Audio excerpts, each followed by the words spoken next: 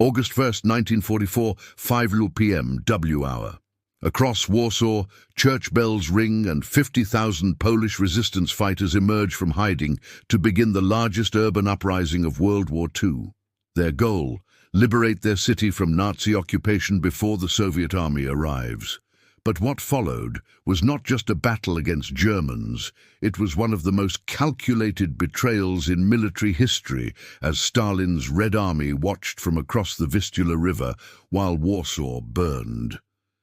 The uprising was planned by Poland's home army, Armia Krajowa, as part of Operation Tempest. With Soviet forces approaching Warsaw's eastern suburbs, the Poles believed they had a narrow window to liberate their capital themselves. This wasn't just about military victory, it was about ensuring Poland's post-war independence by establishing a Polish government before Soviet occupation. The first days brought stunning success. Polish fighters captured most of central Warsaw, though they failed to take key strongpoints like bridges and airports. The Germans, caught by surprise, initially retreated, but then came Hitler's response: raze Warsaw to the ground. SS General Erich von dem Bach-Zelewski was given unlimited authority to crush the uprising with maximum brutality. The Polish fighters' equipment was tragically inadequate against German tanks and artillery. Most were armed only with light weapons, many of them homemade. They had expected to fight for maybe a week before Soviet help arrived. Instead, they would endure 63 days of street-by-street combat against some of Germany's most brutal SS units. Meanwhile, just kilometers away, the Soviet First Belarusian Front had reached Warsaw's eastern bank of the Vistula River. They had momentum, fresh troops, and ample artillery, but on Stalin's direct orders, they stopped. The official Soviet explanation was that their forces were exhausted and needed to regroup. This was a lie. Intelligence reports show they were ready to attack. Stalin's betrayal went beyond inaction. He refused to allow American and British aircraft to use Soviet airfields for supply drops to the insurgents. The first Allied supply drops came on August 4th, but they were woefully inadequate. Most containers fell into German-controlled territory. The Poles needed anti-tank weapons, medical supplies, and food. What they received was often useless, including, notoriously, packages containing cricket equipment and summer uniforms as winter approached. Inside Warsaw, conditions deteriorated rapidly. The city had become a hellscape of street fighting, with civilians caught in the crossfire. Hospitals operated in basements without electricity or running water. Food supplies dwindled to near-starvation levels. Yet the resistance fought on, believing Soviet help must come eventually. Stalin's political calculations were coldly pragmatic. He saw the home army not as allies, but as obstacles to Soviet domination of post-war Poland. The uprising's leaders were loyal to the Polish government in exile in London, which Stalin intended to replace with a communist puppet government. By letting the Germans eliminate them, he solved a major political problem. Winston Churchill and Franklin Roosevelt appealed directly to Stalin for assistance.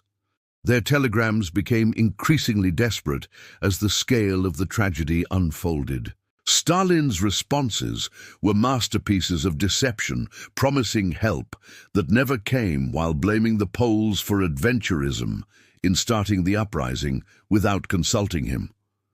The German response grew increasingly brutal. SS Dirlewanger Brigade, composed largely of convicted criminals, committed atrocities on a scale that shocked even veteran German officers. Mass executions of civilians became routine. The Wola massacre in early August saw 50,000 civilians murdered in just a few days. By mid-August, the uprising's initial success had turned into a desperate struggle for survival. Polish fighters controlled isolated districts connected only through sewers and underground passages. They ran low on ammunition, medical supplies, and food. Yet they continued to fight, believing the world would not abandon them. The human cost was staggering. Civilian casualties mounted daily as the Germans implemented a policy of total destruction. Historical buildings, hospitals, and residential blocks were systematically demolished. Warsaw was being erased from the map, street by street, while the world watched. As August turned to September, a glimmer of hope emerged when the Soviet Union finally allowed a single American airlift operation to use their airfields. But it was too little, too late. The 107 B-17s that flew on September 18th delivered supplies, but most fell into German hands, and the permission was never repeated. The stage was set for one of the most controversial military decisions of World War II. Stalin's deliberate sacrifice of an ally for political gain. The consequences would echo through the Cold War and define Poland's fate for decades to come. As September 1944 progressed, Warsaw's agony reached its peak. The Polish resistance, abandoned by their supposed Soviet allies, fought on with diminishing hope and resources. Stalin's calculated betrayal was now complete. He had not only withheld military support, but actively obstructed Western aid efforts. The political implications were clear. Poland's fate was being decided not on the battlefield, but in the cold calculus of post-war spheres of influence. The final weeks of the uprising saw some of the most brutal urban combat of World War II. Polish fighters, now concentrated in the city centre, fought from ruined buildings and sewer tunnels. Ammunition was so scarce that soldiers often had to choose between feeding themselves or their weapons. Medical supplies had run out completely, with doctors performing amputations without anesthesia. On September 10th, a bizarre and tragic event occurred. Soviet forces finally began limited operations, capturing Warsaw's Praga district on the eastern bank of the Vistula. They even established bridgeheads across the river, but instead of advancing to help the insurgents, they stopped again. This was likely a deliberate psychological tactic, giving the Poles hope only to dash it, ensuring the resistance would be completely broken. The first Polish units from the Soviet-controlled People's Army attempted to cross the river on September 16th. Of the 1,200 soldiers who tried, only 650 made it to the western bank. Without proper Soviet support, they were quickly pinned down and suffered heavy casualties. This token effort only emphasized Stalin's unwillingness to commit real forces. By early October, the situation became hopeless. The resistance controlled only a few square kilometers of ruined city. General Tadeusz Komorowski, the uprising's commander, began surrender negotiations. The Germans, surprisingly, offered combatant status to the Polish fighters, an acknowledgement of their bravery that contrasted sharply with Soviet indifference. The final surrender came on October 2nd, 1944. The 63-day uprising had cost approximately 200,000 Polish lives, mostly civilians. Another 500,000 survivors were expelled from the city, which the Germans then systematically demolished. Hitler's order to erase Warsaw from the map was carried out with terrifying efficiency. Stalin's political victory was now complete. The Home Army, which would have formed the core of an independent Polish government, was destroyed. The civilian population that might have supported non-communist leadership was dead or dispersed. When Soviet forces finally liberated Warsaw in January 1945, they found a city of ghosts and rubble, perfect for imposing their own political system. The Western Allies' complicity in this tragedy remains controversial. While Churchill had pushed for more aid, Roosevelt was unwilling to jeopardize relations with Stalin over what he saw as a secondary issue. The Cold War alignment was already taking shape, and Poland became one of its first casualties. The aftermath was particularly cruel for the surviving resistance fighters. Those who surrendered were supposed to receive POW status, but many were executed by the Germans anyway. Those who escaped faced new persecution from Soviet forces, who viewed them as enemies of the new communist order. Stalin's betrayal had long-lasting consequences. It established the pattern for Soviet domination of Eastern Europe and demonstrated that Western powers would not risk confrontation to defend their allies.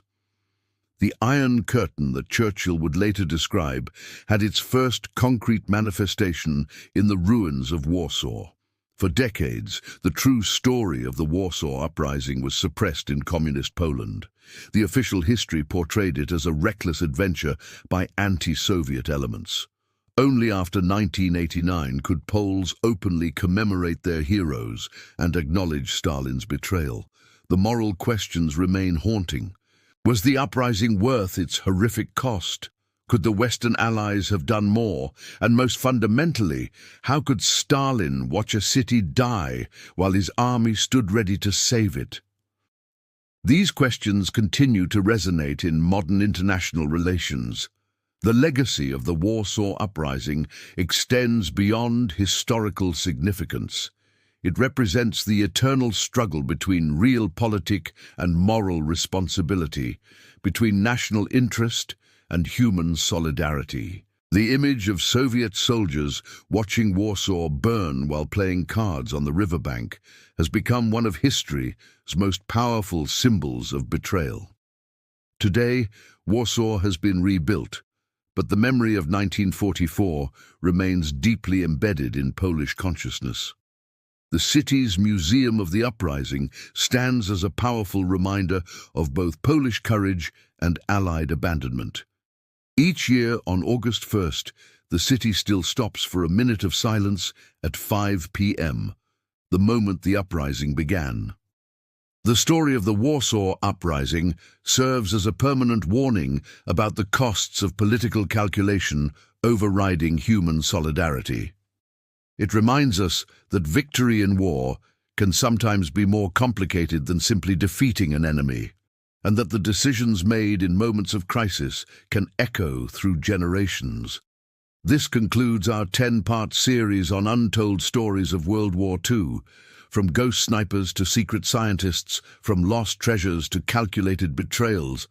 These stories remind us that history is always more complex than it first appears. The past continues to shape our present in ways we're still discovering. What was the most surprising story in our series for you? Which of these hidden histories deserves more attention? Share your thoughts in the comments, and thank you for joining us on this journey through World War II's forgotten chapters.